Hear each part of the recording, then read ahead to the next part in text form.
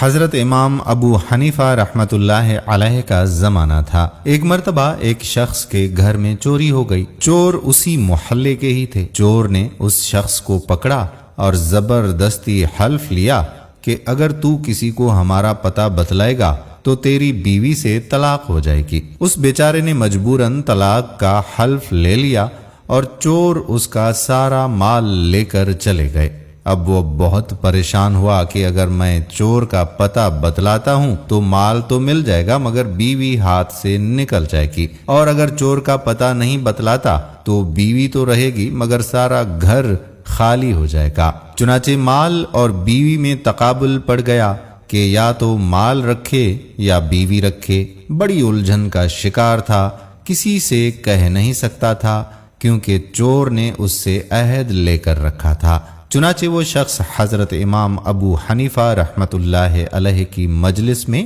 حاضر ہوا۔ وہ بہت غمگین اور اداس اور پریشان تھا۔ امام صاحب نے فرمایا کہ آج تم بہت اداس ہو، کیا بات ہے؟ اس نے کہا کہ حضرت میں کہہ بھی نہیں سکتا۔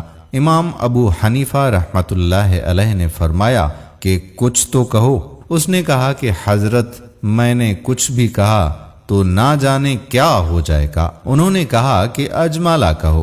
تو اس نے کہا کہ حضرت چوری ہو گئی ہے اور میں نے عہد کر لیا ہے کہ اگر میں نے ان چوروں کا پتہ کسی کو بتلایا تو بیوی پر طلاق ہو جائے گی، اور مجھے معلوم ہے کہ چور کون ہے، وہ تو محلے کے ہی ہیں۔ امام صاحب رحمۃ اللہ علیہ نے فرمایا تم مطمئن رہو، بیوی بھی نہیں جائے گی اور مال بھی مل جائے گا، اور تم ہی چوروں کا پتہ بھی بتاؤ گے۔ کوفہ میں شور ہو گیا کہ امام ابو حنیفہ رحمۃ اللہ علیہ یہ کر رہے ہیں، یہ تو ایک عہد ہے، جب وہ پورا کرے گا تو بیوی کو طلاق ہو جائے گی۔ یہ امام صاحب نے کیسے کہہ دیا کہ نہ بیوی جائے گی اور نہ مال جائے گا؟ غرض علماء و فقہا پریشان ہو گئے۔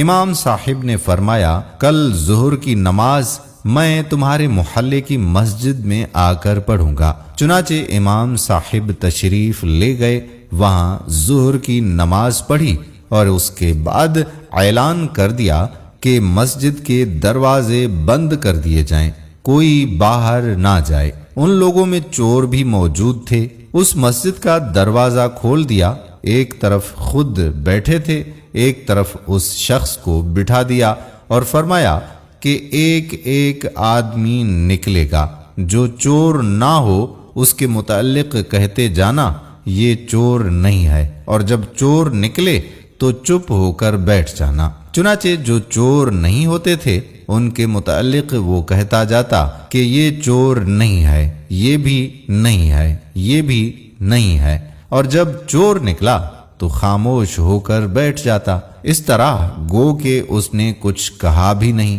مگر بنا بتائے سارے چور معلوم ہو گئے۔ چنانچہ وہ پکڑے بھی گئے، مال بھی مل گیا اور بیوی بھی ہاتھ سے نہیں گئی۔